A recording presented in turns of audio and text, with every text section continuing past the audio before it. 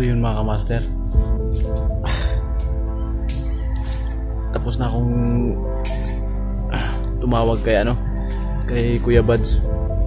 Sa lahat ng nakunta ko, si Kuya Buds lang yung sumagot. Pero hindi nagtagal yung tawagan namin, biglang naputol.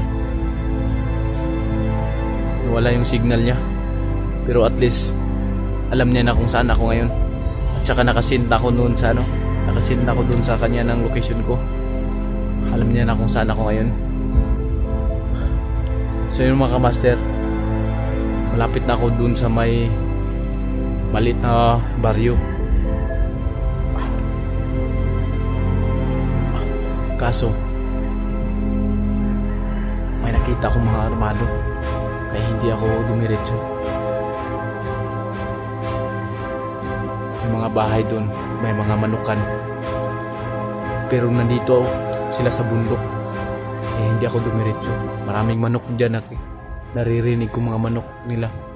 Pero nung sinilip ko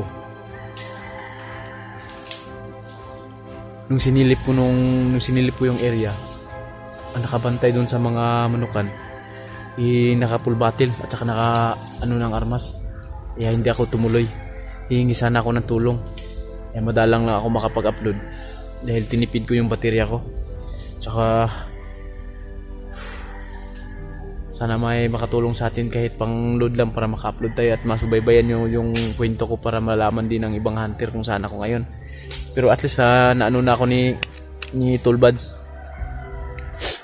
Alam na ni Tol Buds kung saan ako ngayon. May mga kabayan dyan, hindi ako tumuloy. Kasi pag tumuloy ako, nakikita ko yung mga armado Pero medyo may kalapitan ako sa kanila. Kasi pag makachamba ko, may makakita ko kahit matanda, hihingian ko ng pagkain. Sana matulungan tayo dito, makakain man lang tayo kasi sobrang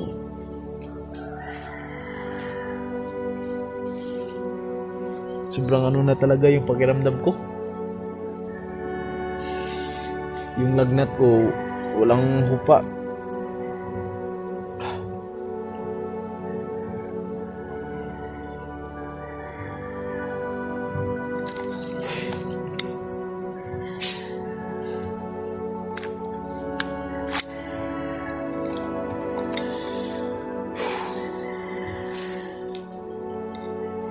Parang maubusan na talaga ako ng lakas. Sobrang gutom. Kain na lang ako ng damo, ng ano man pwedeng makain ng ibon, kinakain ko na lang. Maka-survive lang ako. At least alam na ni Tol Buds yung location ko. Yun nga lang, biglang naputol kasi nawala yung signal. Pero at least paano ko sa kanya ng location, nakapag-send na ako.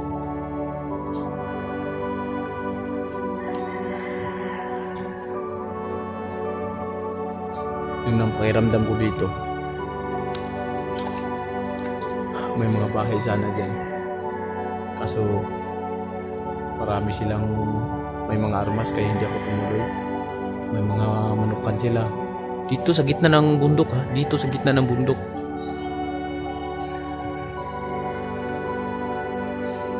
Kaya hindi ako tumuloy.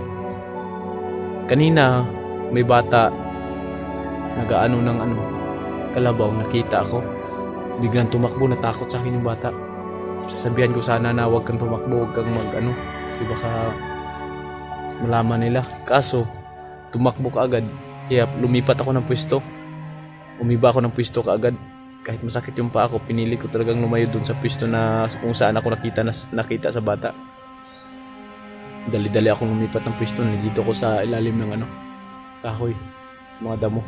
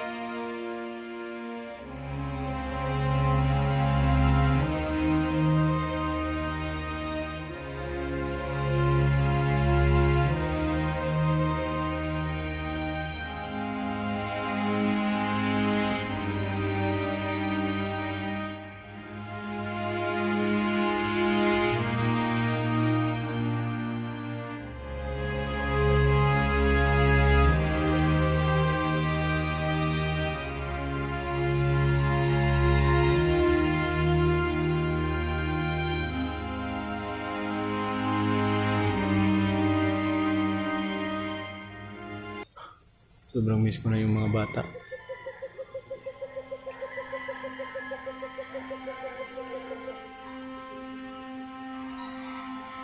Sana hindi nila nakita yung kalagayan ko ngayon para hindi sila mag-alala sa akin.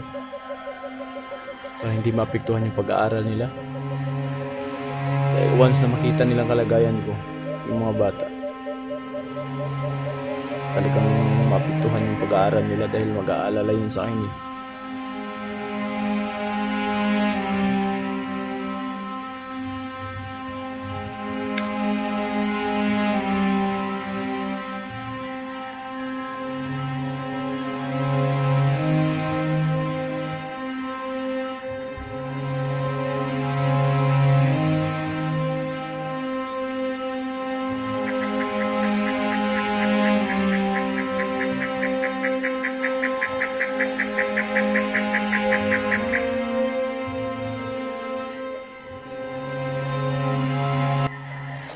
Sana hindi ako sinumbong dun sa Sana hindi ako sinumbong dun sa bata. Bata yung nakikita sa akin kanina eh. Dahil kung sinumbong niya ako, talagang matutuntun talaga ako dito.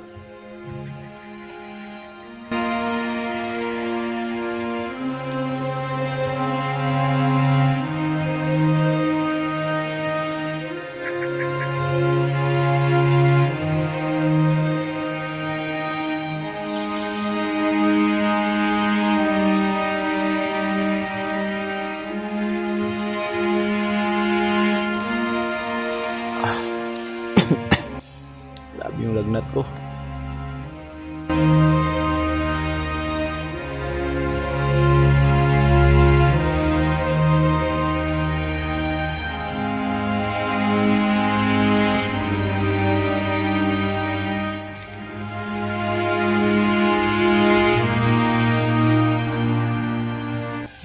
Yung sugat ko mga kamaster, may nasa gilid ba? Maitim na yung gilid niya. Hindi kaya delikado ito mga kamaster? Kasi maanuhan ko eh, na parang may gumagalaw sa ilalim ng sugat ko. May gumagalaw eh. Tagos kasi ito mga kamaster, hanggang dito yun sa likuran eh. Di ko lang magalaw-galaw kasi ang mahikang itim, sobrang kirot talaga. Paglalabas na yung usok na itim, may lalabas dito na usok na itim mga kamaster sa tuwing alas 12 ng tanghali. Sobrang lakas talaga. Pero tagos to dito sa ito, yan yan, tagos yan. Hanggang dito yan yung sugat niyan. Sobrang sakit. Sana hindi ako sinumbong ng bata na nakita sa akin mga master. Kasi pag sinumbong nila ako, talagang wala akong takas dito.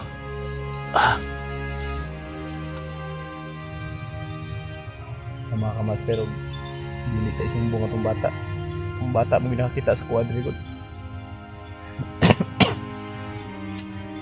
Ang kunya ba?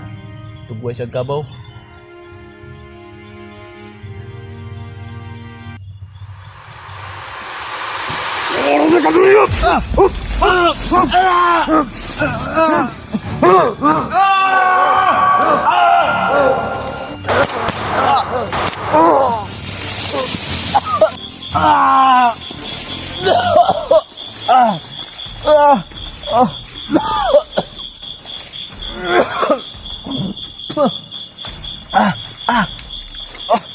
Ayun.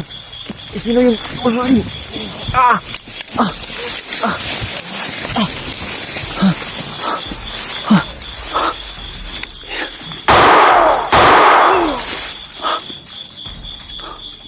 Sino yun?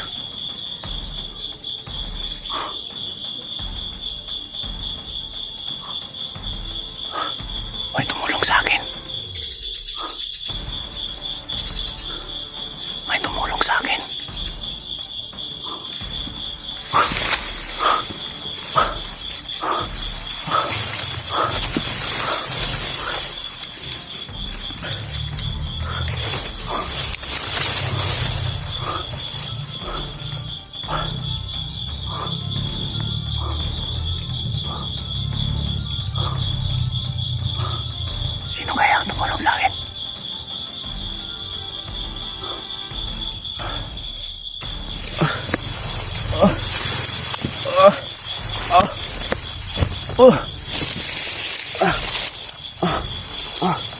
Sayang.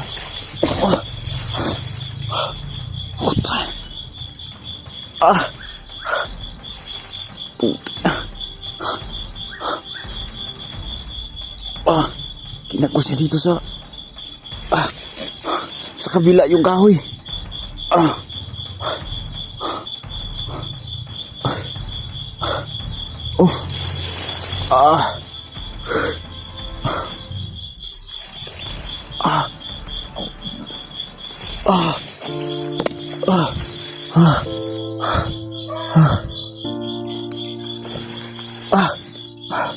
Sige. Hindi ko na makita.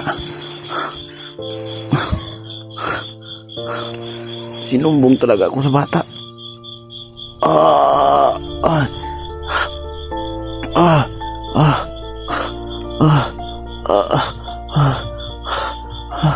Lumagpas yung kahoy.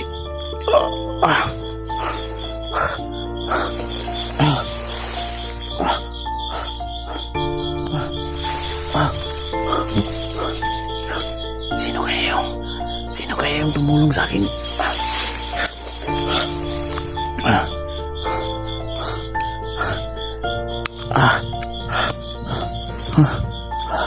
Tubig sa balon.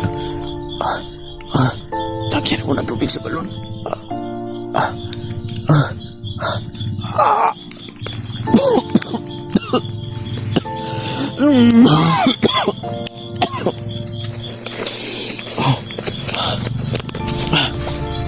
Grabe yung ginawa nila sa sugat ko. Nilagpas hanggang sa likod.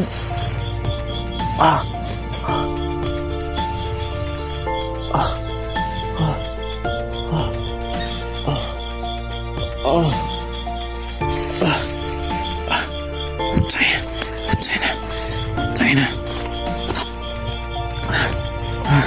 Sinumbong talaga ako sa bata. Tayo na. Sobrang sakit.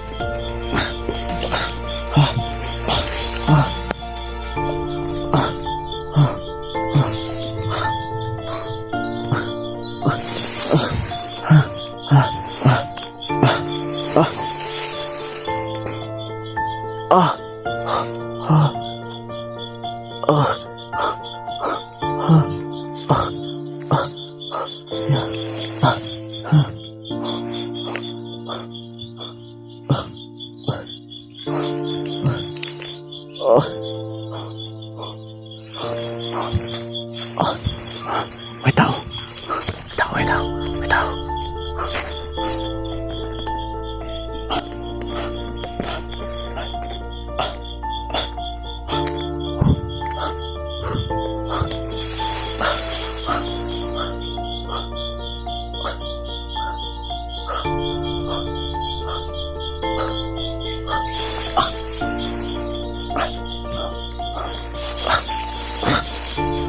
Putas talaga yung kita ko. Takos hanggang sa likod.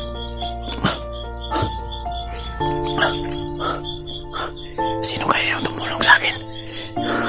Pinatay din niya yung tumusok ulit sa tumusok ulit sa paa ko. Sobrang sakit. Tumakos hanggang sa likod.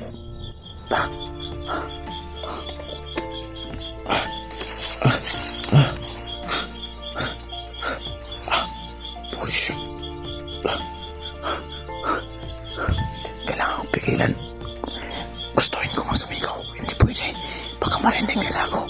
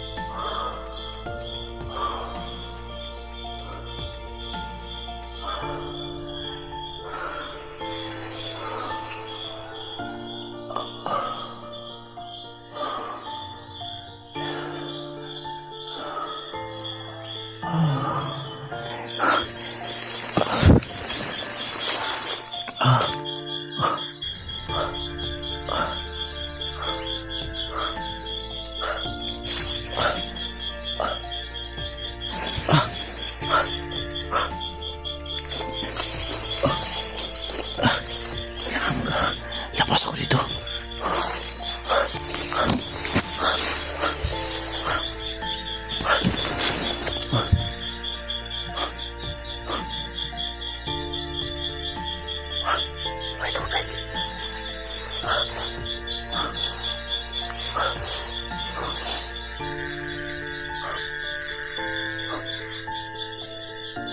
pwedeng mabasa yung sugat ko.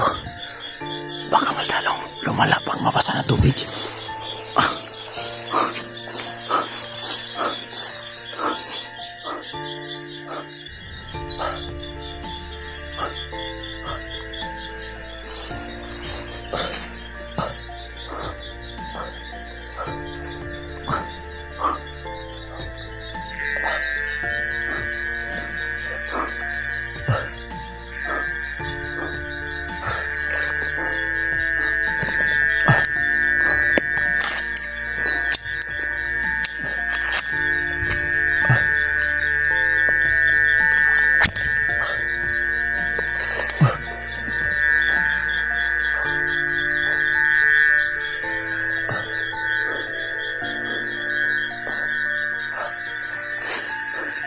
Saan ako dito?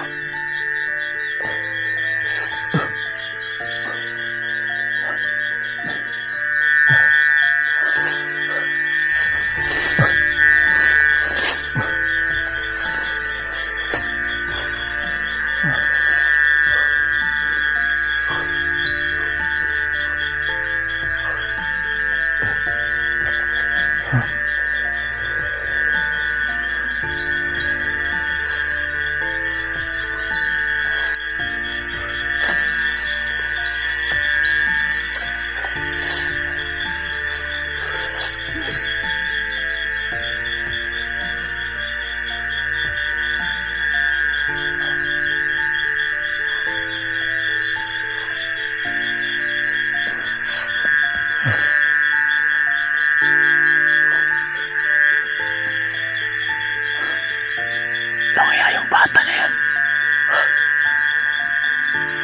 Isinumbong talaga ako. Sobrang